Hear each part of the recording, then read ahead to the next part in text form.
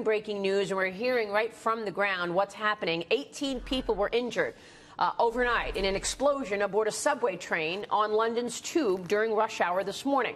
The incident is being declared a terrorist attack.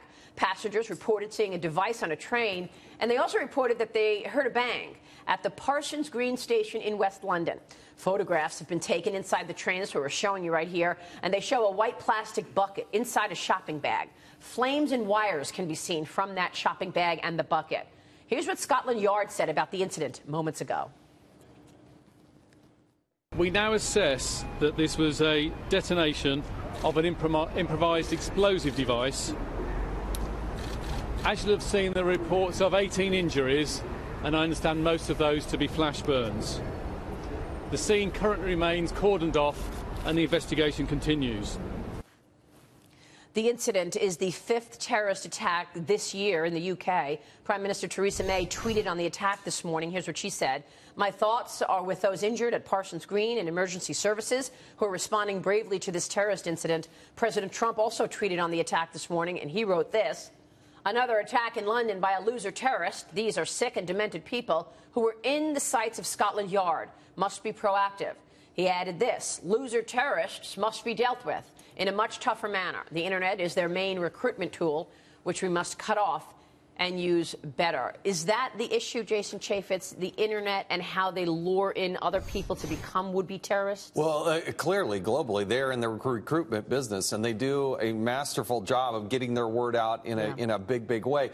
I think one of the most interesting things about the president's tweet, he said, "in the sights of Scotland Yard," which would lead you to believe that they knew exactly precisely who this was. Were they following him before? Did they know who this person is? Is they part of a bigger network? I'm sure that's what they're all scrambling on right now. All right, let's right now bring in retired Secret Service agent and former CIA counterterrorism officer Dan Emmett. Dan, thanks very much for weighing in this morning. What's your reaction? Sure. What can you tell us about this incident this morning? Well, Maria, it's not a surprise. Mass transit is one of the greatest targets out there for terrorism around the world. London has had this before, and of course, we here in the United States, we're very concerned with the great subway systems we have in New York, Washington, and other places. So even though no one was killed, it certainly cause for great concern. What should be done at this point? Well, at this point, I think that this reemphasizes the president's travel ban was one of the reasons he has it, and he wants to try and keep certain people out. Great Britain has opened their doors. The country is literally flooded with people from all over the world. They have no idea who these people are. So vetting is very important.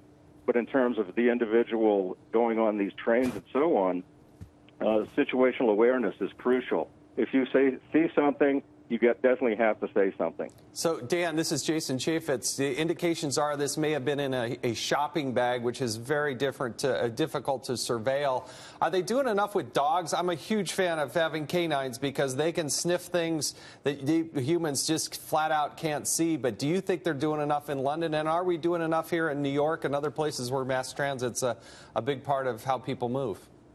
Congressman, you're absolutely right. The dog is the #1 tool in the war on explosives, on terrorism when it comes to bombs.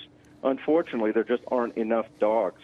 It takes a long, long time, about 1 full year, to train a dog up to the standard that you need to be able to detect these types of explosives. So while every department and agency in the world would love to have a lot of bomb-sniffing dogs, the numbers are just not there.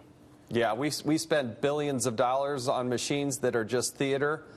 And yet the dog is the single best way to find an improvised explosive device. The TSA is just theater compared to what a dog can do. Wow. Absolutely. Dan, thank you very much for weighing in this morning. Dan Emmett on the phone, former Secret Service there.